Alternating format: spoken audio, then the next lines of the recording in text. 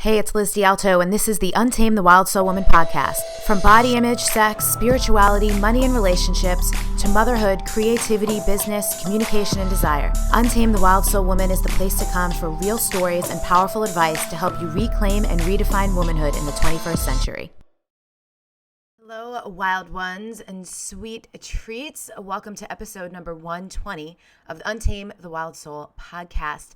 This is actually going to be our last kind of free-flowing Wednesday Ask Elizabeth / constant conscious rant. That would be funny, right? If there was a segment on the show called The Constant Rant, and every day I just posted like miscellaneous things that I was just ranting about, that would probably change the vibe of things around here. So the constant rant will not be coming, but the conscious rant, I'm going to be taking a break from these solo episodes for the summer and kind of playing around and surprising you all with some different wild card types of things. We will still have our interviews posted religiously on Mondays, so don't worry, those aren't going anywhere.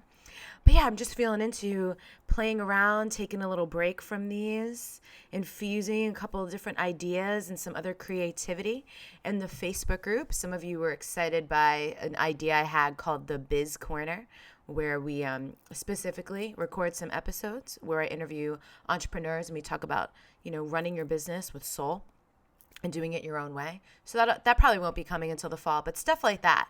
Natanya, who's my right-hand wing woman, some of you have emailed with her for various things or seen her in the Facebook group, went to a podcasting conference last week, and it was super cool when she came back to hear all the various things that were being taught that we already do. It's always a cool affirmation to hear that like you're on target and you're on point with what you're up to, because in a lot of ways we didn't learn. We just kind of like went out and did things how it felt good and how it felt right. So it's nice to know that the instincts are aligned with the outer podcasting world, even though you must know that I don't really care that much if we're doing what other people are doing. So I got some cool ideas. Natanya came back with some really cool ideas. So we're going to play around with some of those this summer. So again, I just want to say, Monday interviews, episodes, those will continue to be up every single week of your life. And these Wednesday ones will be a little more sporadic and intermittent and surprising. So today I want to dive in for the last one. I wanted to pick a juicy topic as we take a break for a while and help you get clear on something that I see a lot of people getting twisted around in conversations, in the self-help, personal development world. And one of those things is the law of attraction, the idea of manifesting, of co-creating with the universe, however it is that you want to think of it. So back in the fall, I read this series of historical fiction books called the Magdalene Line Trilogy by an author named Kathleen McGowan. They're thick books. They're amazing. Those of you who know my love affair with like the true story of Jesus and Mary Magdalene, this is one of the reasons why I loved this series of books. They're called The Expected One, The Book of Love, and The Poet Prince. They're super, super good. I devoured them in November and December last year. And then, I got back on Amazon. I'm like, what else has Kathleen McGowan written? Because the stuff is so good. I have to get her on the show at some point.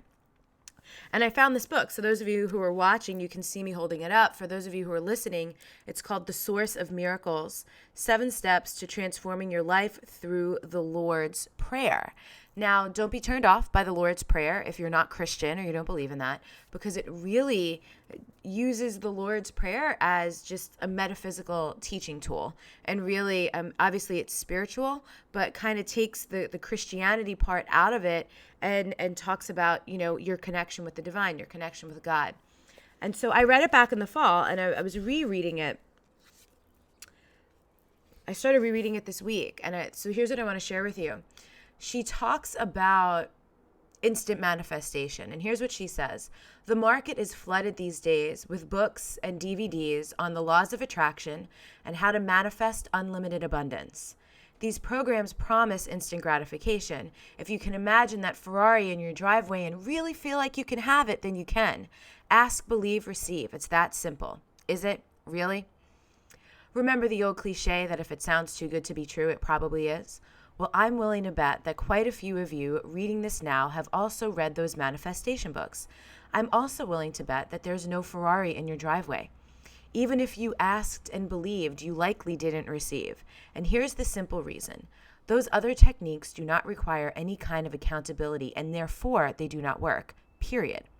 They tell you that you can have whatever you want with no responsibility, no consequences. But one great truth of the law of abundance is this: you cannot manifest something that is not in the best interest of the world around you. So I want to pause from reading here, and I'll share a little bit more. I hit this point. I had read this book back in the fall. This is one of the reasons why I love rereading books sometimes, because you go back and you hear things differently. This is probably why some of you tell me all the time that you listen to the podcast episodes more than once, because you re-listen and you hear things you didn't hear the first, second, third time. I've listened to a couple of really amazing podcasts recently. Someone had recommended in the Facebook group the On Being podcast hosted by Krista Tippett. She interviewed Elizabeth Gilbert. And I listened to that yesterday, and as soon as it was over, I just hit it. I was still in my car. I just started it over again because it was so good and there were that many juicy nuggets. So let me read this to you again. You cannot manifest something that is not in the best interest of the world around you. It's so interesting, right? Because when people are trying to use the law of attraction or manifest thing, often they're using will. They're just trying to will these things into being. And when it's not happening, again, most of you've heard me say this in different contexts. When you don't get what you want, when you don't manifest the thing that you want, most people aren't usually going, I guess that wasn't for me, or maybe that wasn't the right thing to ask for, or maybe that wasn't actually in alignment. People are going, oh, what's wrong with me? Why can't I manifest? It works for other people. Abraham Hicks said, ... And I'm not bashing any of those other things, but the point she makes here is really cool.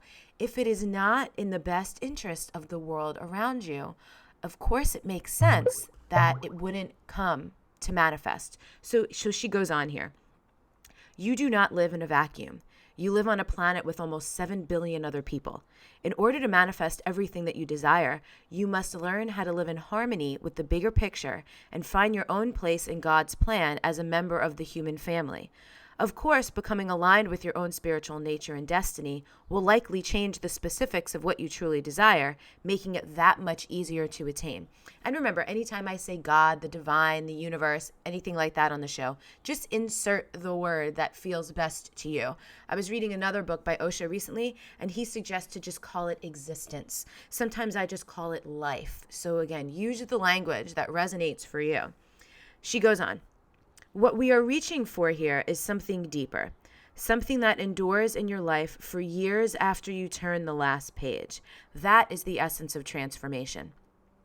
In the following chapters, you will be asked to dig down into the deepest recesses of your heart and soul. You will be asked to examine your beliefs about yourself, about God, and about your fellow human beings.